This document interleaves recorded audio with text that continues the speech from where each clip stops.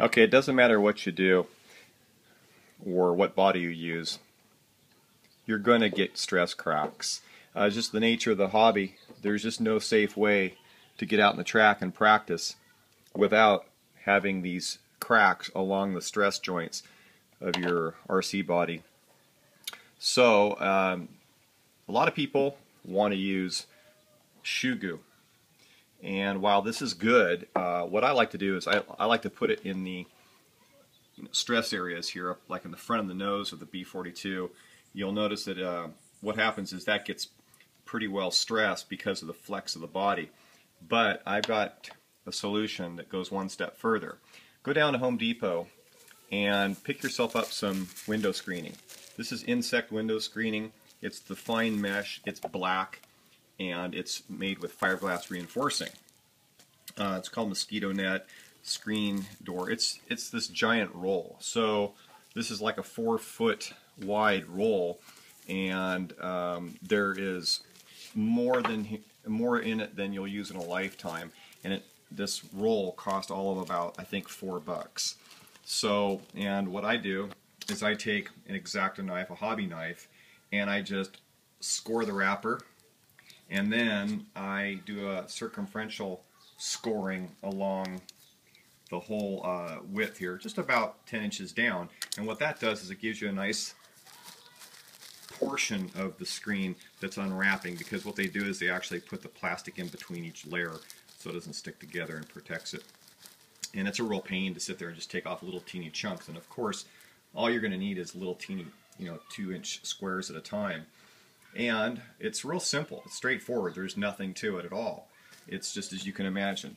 You take a little smear, and people use knives, X-Acto knives, spoons, plastic knives, whatever. It doesn't really matter, but you know what I like? Right there. That's the best tool. And I take and I will smear a drop of this Shoe-Goo. And by the way, this Shoe-Goo you get in any Ace Hardware store or whatever, and it's clear. You can get black if you want. I think they even sell gray, but obviously clear is my preference.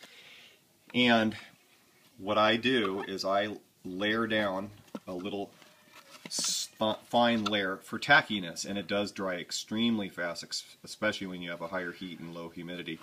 I smear down a little bit, and then I'll just take a little small segment of this screen, and then I will lay it right across that, and I'll let that tack pick up the screen, and then I'll take another bit of Shoe-Goo and I'll smear it over the top. And what I'm trying to affect is just the same technique as fiberglass workers use. You get a embedding of that fiberglass mesh, and then I put a layer of Shoe-Goo across it, and I'm going to tell you, this makes the mend stronger than the whole body, I believe.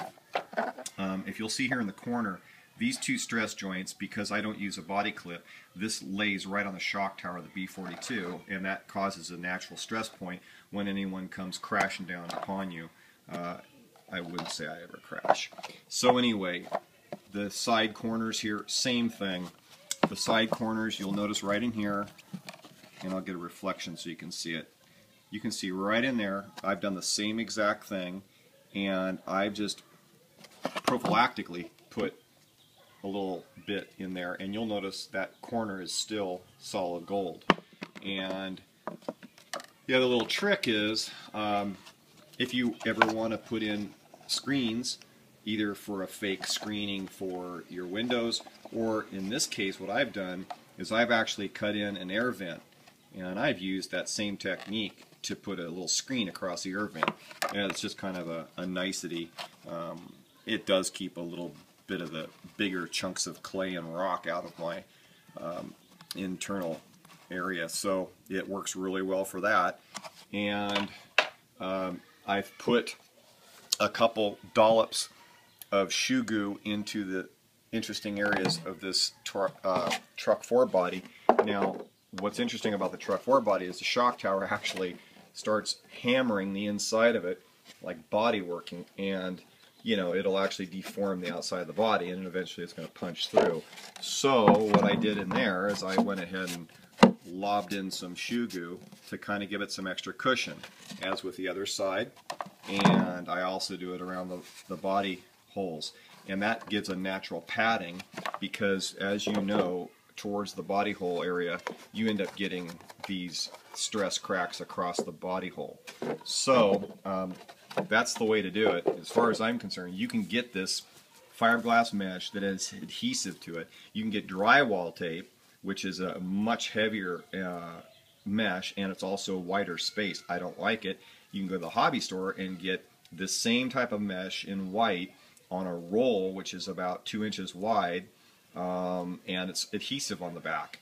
It's nice. It's, you know, it's a heck of a lot more expensive considering that roll of whatever it is, 10 feet, costs $4. This whole roll of a lifetime supply cost me $4, and that's, you know, it's much more flexible as far as I'm concerned, because you can take and put this into windows if you want. So there you go. I'm going to bring up the wrapper here that I just cut off a few minutes ago, and you'll be able to see it a little bit better. So in this case, it's called charcoal fiberglass screen. It's, like I said, 48 by 56 inches, so it's 4 feet by, you know, 5 feet long.